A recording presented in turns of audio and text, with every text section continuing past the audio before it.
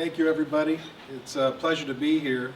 You know, and I've been looking around the room at all the different faces and all the different companies, and I thought, you know, there's something that we all have in common here, and this I can guarantee, and that's not one of us won that stinking Powerball over this weekend. Now, I was convinced I was going to win it this time too. I thought I was calling up people I didn't like. I was saying, hey man, listen, I just want you to know I'm going to win that Powerball this weekend. And don't you worry, I'm going to get you $250 to Home Depot. It's coming. And then I was calling up people I did like, my friends, my family, and I said, listen, when I win that $900 million, don't you worry, I'm going to get you that $250 to Home Depot. So, anyways, it's a pleasure to be here. I have just 3 things for you today. I want to share a little bit about my story. Number 2, I want to tell you about a major problem in America that's affecting every one of our companies. And I'll get into that in a little bit in depth. And then last, I just want to talk to you about you and this program, which I think is phenomenal. So, as far as me, there I was. It was 1995. I was 24 years old. I had royally screwed up my life by 24. I had been fired from multiple jobs.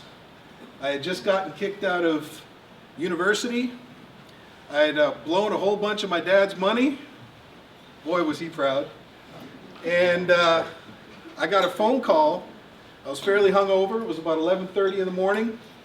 And despite all those failures I had, I still had this big sense of pride, and I still was pretty full of myself. And I got a phone call at 11:30 in the morning. It was my dad saying, hey son, listen, I'd like to take you over to a success seminar in Michigan. And in my arrogance, I said, oh, you know, I don't need the success seminar. I'm going to be fine. I'm going to do great and all this kind of stuff. And then I had a moment of clarity, and I looked around my bedroom, and there was a stack of clothes about this high in one corner. There's beer cans over in the other corner stacked way up, ashtrays all over. I was sleeping on one of those little futons. Who knows what a futon is? Yeah, well don't admit it if you got one, but I had one. And you know, you buy them and they're about this thick, and by the time you're done with them, they're about this thick.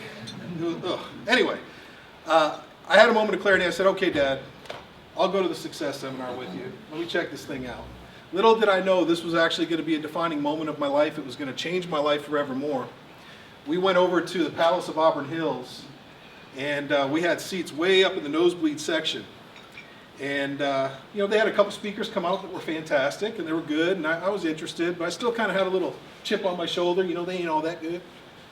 But then there was a man that came out, and he had so much enthusiasm, and he marched up and down the stage, and he was saying things, quotes that I hadn't heard before, things that were so positive, things that were so opposite of the way that I thought. Things like, you can have everything you want out of life if you'll just help enough other people get what they want. He also said, it's your attitude, not your aptitude, that will project your altitude. These were positive things that I said, man, this guy knows something. And everybody seems to like him. And I looked over at my dad, I said, Dad, who is this guy? He said, son, that man, his name is Zig Ziglar. He's reached over 250 million people. He's wrote countless speeches, dozens and dozens of books. He said, you need to pay attention because this man knows what he's talking about and he's changing people's lives. So I thought, okay, I'm going to do exactly that. I paid attention, I put all my cynicism aside, and I started to really listen. By the end of it, I was convinced that this was the information that I needed to help propel me in my life. So I asked my dad, because I had no money, I said, hey Dad, you think you can get me Zig's tapes? I'm dating myself a little bit. How many remember those cassette tapes? Yeah, remember this? Yeah? The number 2 pencil? You gotta wind those babies back up. So I got this set of tapes, and one of the first things Zig said in those tapes is listen to it 16 times. He said that's how it becomes part of your subconscious, and you'll actually be changing. And I did. I listened to those tapes over and over and over again. With all I had, I mean, I'd fall asleep with these things in my ears because I knew I needed a completely different mindset, a different way of thinking, a different way of life. Something incredible happened. Over the next 4 months, I got hired at a health club. I was just selling those little memberships. And then by following the principles, I got a promotion. And then I got another promotion. And then by the end of the year, I had 4 promotions, and I was actually running my own health clubs. They actually told me, they said, listen, Chris, we want you to move to Plano, Texas. Well, I'd never heard of Plano, Texas. And I said, well, where in plain old Texas do you want me to go? They said, no, Chris, Plano, Texas is a city. There's a group of health clubs, and we want you to run them. So I went out there and got everything started. You know, when they say they're going to give you a promotion to a new company, often that means you're taking what's worst and trying to make it first again, right? So that's where I was. And I just finished doing some training. Of course, I was training the Ziglar philosophies to my team and teaching them how to, find the needs and understand how to build a relationship with people, and then obviously try to persuade them to do what's in their best interest, which is to buy a membership. Well, by the time I was done my training, I was wiped out. I sat in my office, and as I was sitting there, one of my employees came in and said, Chris, you're going to want to take this next person around the health club. I said, why in the world would I do that? I just did all this training. That's your job. Go do it. He said, you don't understand. You're going to want to take this next person around the club. And he dropped the driver's license on my desk, and I looked down, and it said Zig Ziglar. This was not set up, guys. This was happenstance. I had no idea that Zig Ziglar lived in Plano, Texas. This was my hero. This was my icon. This is the dude that changed my life. So I shook it off. I said, all right, time to man up. I'm going to go sell Zig Ziglar something. So I went out there and I did everything by textbook, everything that he taught, shook his hand, Mr. Ziglar, let me show you through the different elements of the club. And we got down into the closing room. And this is where you're supposed to sell the membership, right?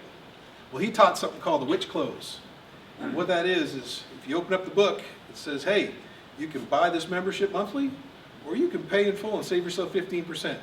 Which would you prefer?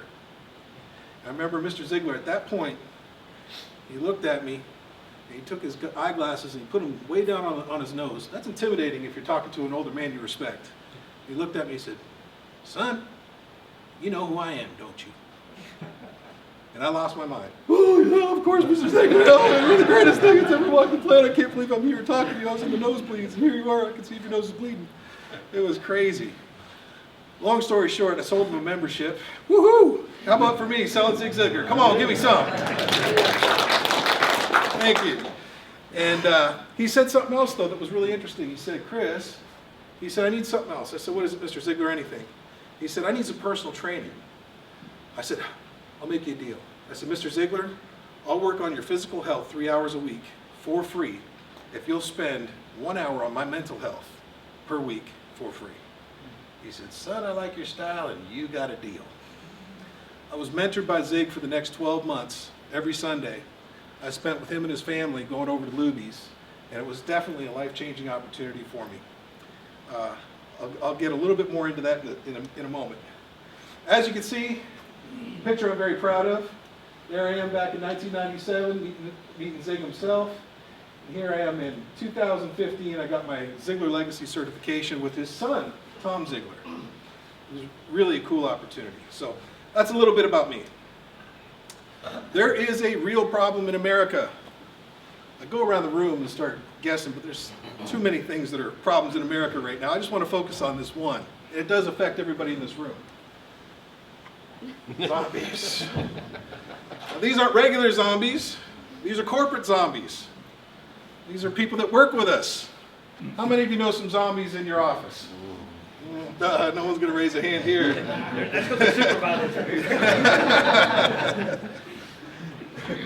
The problem with zombies is zombies don't care because they have no dreams. I'm going to tell you guys there's ways to fix this. There's definitely a problem, and we've all seen them. I've owned my own company for 15 years, and I've had people come through that just, they really just don't do what you want them to do, and they kind of get through life. But there's some solutions to this. Here is what a typical company in America looks like. About 30% of the employment crew is engaged. They're pedaling like crazy. These are the ones that are growing the business. These are the ones that are innovative. These are the ones that wake up excited every morning. These are the ones that are making a difference.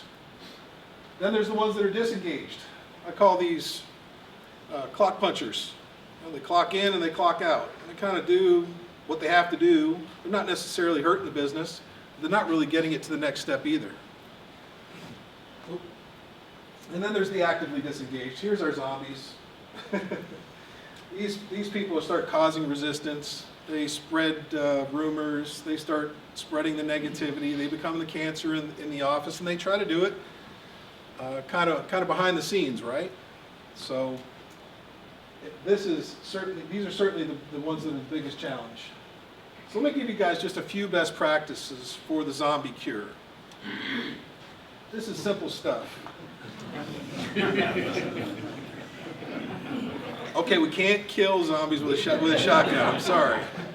I got a better analogy for this. Lou Holt said what he did when he was running his football teams and he was winning over and over, what he would do is he would take the back sight, which is the football team's objectives or the company's objectives, and then he would take that front sight and he would line it up. Now that front sight is the employees' objectives or what their goals are.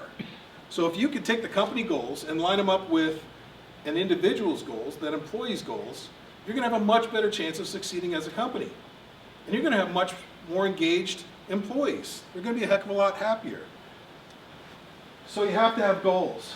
One of the things that we do, I actually teach, I do workshops. I have a 7-step goal setting workshop. It's a formula that we put together, and I take all of my employees through it. And then I sit down with each of them and I say, what do you want? What are you here for? What are you trying to accomplish? What will be the ideal situation for you? And you wouldn't believe some of the simple things that our employees want. Man, I would just like to have an extra day of vacation because of X, Y, and Z. Man, if I could just figure out how to get out of debt, that would really help me a lot. Man, if I could just bring my dog into the office once in a while. Really? Now, I have the luxury to do some of these things because I own the company, right? But some of these little tiny things bring people out of a disengaged mode. All of a sudden they're in an engaged mode and they're helping grow the company. But you got to sit down and you got to talk to your people. Now some of you frontline managers, one of the things that I would recommend to you, get to know your people. It's this whole authoritarian thing that's gone on for decades and decades, it's really not working so much anymore based on the studies. What people want is a relationship. They want to know that you care. They want to know that it's not you telling them what to do and they better follow suit or else. It's just not working anymore, guys. I'll tell you what, I've got a team that would run through a wall for me. And that's because they know I would run through a wall for them first. That's the type of corporation you want to build. That's the type of company that's going to go to the next level. Hump day training, woohoo! This is one of our favorite things. So this, again, just a simple best practice to get those zombies engaged. Hump day training for us is every Wednesday. We're going to start doing this at lunch hour. Everybody brings in their lunch and we do some training. Last year we set out to do every single week. We hit our goal by about 50%. Would you say? A little more? 50, 60%? So 50, 60% of the time on Wednesdays, we would sit down and I would go through. Let's do some training on customer service. Let's bring in an outside expert. We have one coming in that's going to talk about how our employees can get debt free and stay debt free. We do training on sales language and helping people understand what the appropriate way to discuss certain elements with our companies or with our clients are. So the bottom line is do some training, train your employees. This doesn't have to be expensive. And obviously the people that are in here, the companies that are already represented are already doing this because you're here in this phenomenal program today. And I applaud you for doing that kind of training because it's good for you and it's even better for the employees. TPOW. This is so silly, but I'm going to prove to you guys that it works. TPOW means Team Player of the Week. This is something that we instituted not too long ago, and we got this stupid little, I don't know, we found this way back in the room somewhere, and we wrote TPOW on it, and it's the ugliest little thing. I don't even know if you could buy this at the dollar store, it's so cheap. But every week we send out an email, and the TPOW, the Team Player of the Week award, goes to so-and-so person. It's because you went over and above, you went the extra mile, we saw that you cared about that customer. We saw that you were here on time. In fact, you were here early. People are being recognized every single week for their TPOW. Let me prove to you it works. She doesn't know I'm going to do this. But Jasmine, could you stand up real quick for me? Everybody give a hand clap for my employee, Jasmine. Jasmine gets the T-PAL award today because she helped me prepare for this presentation. She was here on time. She made sure that I had everything that I needed. She even dealt with me over the weekend. So, look at that smile. Is that an engaged person or not? It sure is.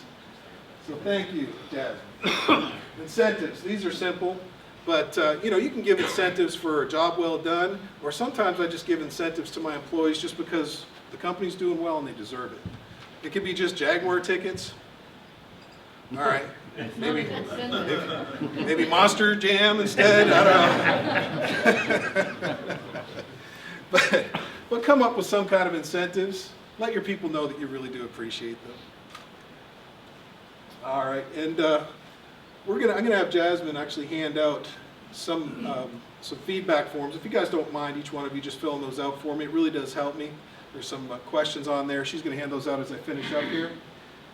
This is I got one more Zig Ziglar story. By the way, how many of you do know who Zig Ziglar is or have heard of him? Wow. All right, good group. So Zig and I, we went in, and of course I was supposed to train him. I was going to do the physical fitness for him. And one of the first times we went in, he just bypassed me. This is a real driven individual, and he's not used to people telling him what to do. So he went and he sat down at this bicep machine, and he didn't check the weight or anything else. He just jumped on there and he started pulling. And I said, whoa, that's too much weight in my mind. And then he kept pulling, and he's getting a little bit redder. And I'm like, hey, Zig, slow down. You don't have to really do that much. And he completely ignored me, and he kept pulling, and he kept pulling, and he kept pulling. And he's getting like angrier as he's pulling. And the more I'm trying to stop him, the more he's pulling this hard weight. And I'm thinking in my mind, oh my gosh, he's purple. He's got this jugular vein. He's going to die on my watch. It's going to be in the Dallas Morning News. Idiot trainer kills Ziegler, the greatest man alive. I'm having all these thoughts that are going through my mind. Well, he gets to the end of it, and he drops the weight, and he's sweating profusely, and he reaches over the bench, and he grabs me by my lapel, and he pulls me in real slow. And he says, son, you don't have to enjoy everything you do in life. And he let me go. Yes, sir? What am I going to say at that point? Here, I thought I was training him, and he was training me. So what does that have to do with you guys? I know a few things about training, because training changed my life. Education changed my life. Applying myself in all of these different skills brought me to where I am today. So I want to talk about you. The first thing is trust. It's real easy to get skeptical. It's real easy to be a procrastinator when it comes to training and homework and all those kinds of things. But I really ask you guys to trust the process. Trust the process of this training. There is very intelligent people that have put this training together with a lot of blood, sweat, and tears and care. So trust that the program is exactly what you need at this point in time in your life. Second is commitment. Don't just say, oh, I got to go to that training because I've done that. Oh gosh, I got to get out of bed on that stupid thing. No. Jump out of bed, get yourself a coffee, get yourself 2 cups of coffee if you have to, but really commit to this. This is for your betterment. And some of the companies aren't going to like this, but the people, the students that are going through this class, you take this training with you if you leave. Now hopefully you don't, because you've got a company that cares enough about you to train you. So Zig used to get this question all the time, well, what happens if I train my people and leave? Zig would look back at him and say, what happens if you don't train your people and they stay?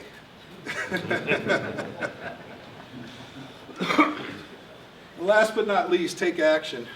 Information is only as good as how much you apply it. So when you learn some of these best practices, get back in your company and try them out.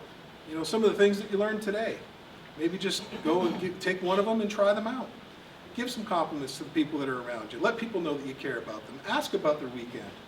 Just, if there's anything that I can try to reiterate from today's message, make sure that you really do care about the people that are around you, because that's really what true leadership is. So I ask you guys to take action in all of this. If you guys do all these things, I promise you're going to be a great manager, and I promise you're going to enjoy this process through this 8 weeks of training. And I know that you guys are going to be, just like Zig used to always say, I'll see you guys at the top. Thank you very much.